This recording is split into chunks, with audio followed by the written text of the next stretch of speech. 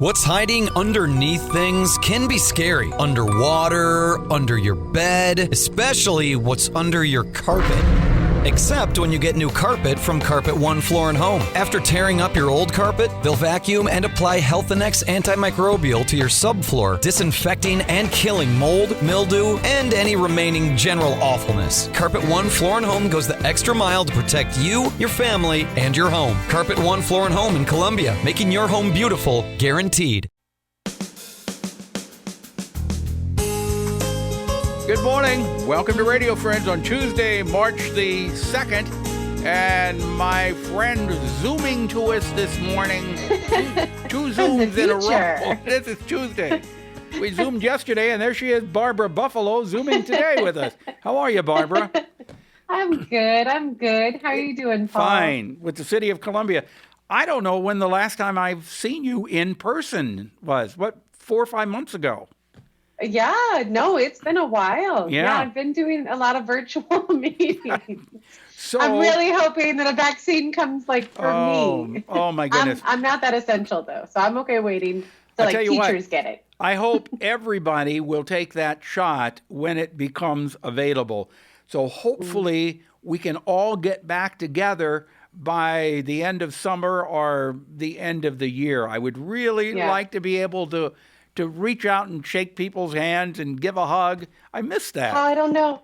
I mean, this might not surprise you, but I am a hugger. I am a hugger.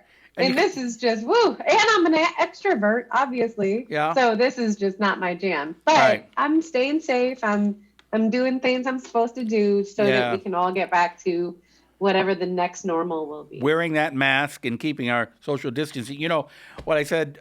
It would be terrible. We've gone through over a year now, and it would be terrible to let our guard down as we actually can see light at the end of the tunnel. Yeah. So keep wearing the mask, and when the opportunity comes to get that shot, make sure you take it. Okay? Yeah. Now that's a soapbox for right now, but. You're here to talk about what? Yeah, so actually, it can seg well. It can seg well. So, I talk about climate change a lot. Right. And one of the things of my job is to measure how we're doing on addressing our own contribution to climate change. And so... Well, I was going to say, we talk about climate change. We talk about climate change. Look what happened during February with that cold snap down in Texas. Now, they were not prepared for that. That was something that kind of came up. There's showing more and more that some of our contributions to climate change cause some of these really weird extreme weather patterns that we have happening. Either extreme cold. And one of the things that we saw with Texas was actually the dependence on the grid and the infrastructure that we have.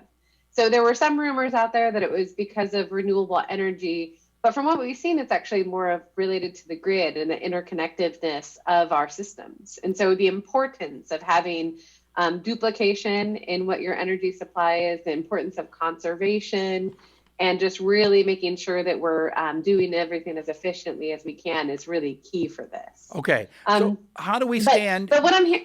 Yeah. I was going to say, how do you stand as the city of Columbia? Let me talk about my annual report. Talk about your annual report. Okay. I was like, I put a lot of time into this. Okay, go ahead.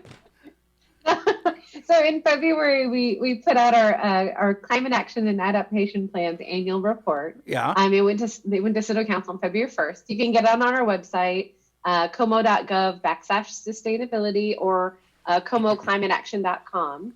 And with that, we have where we're showing our kind of global greenhouse gas emissions contribution, where is the city of Columbia? So we have reduced since we started measuring closer to 6% of our greenhouse gas emissions, which is not it's on track with where we're supposed to be in 2019, 2020, but where we're going is definite reduction in that.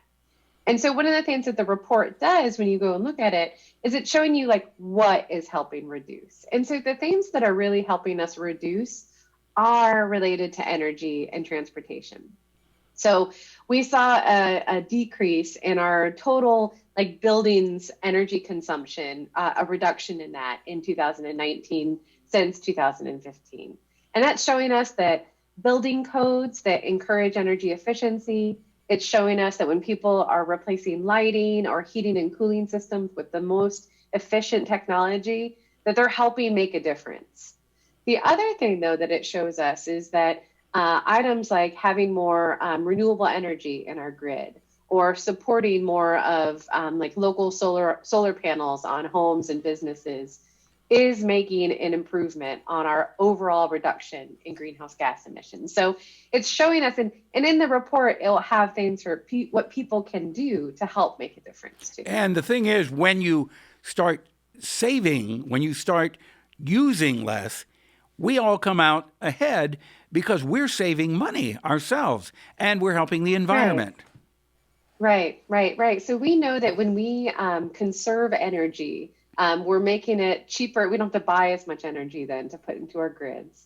We're also helping, reduce that demand on maybe the less efficient energy sources that we have that are on grids. If we don't have to use them as much, then they might be maybe a little bit more polluting. So they don't have to use them as much, and we can use more of our renewables.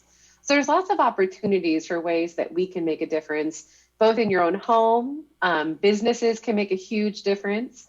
And then as a community, when we all come together, we can see a large difference there.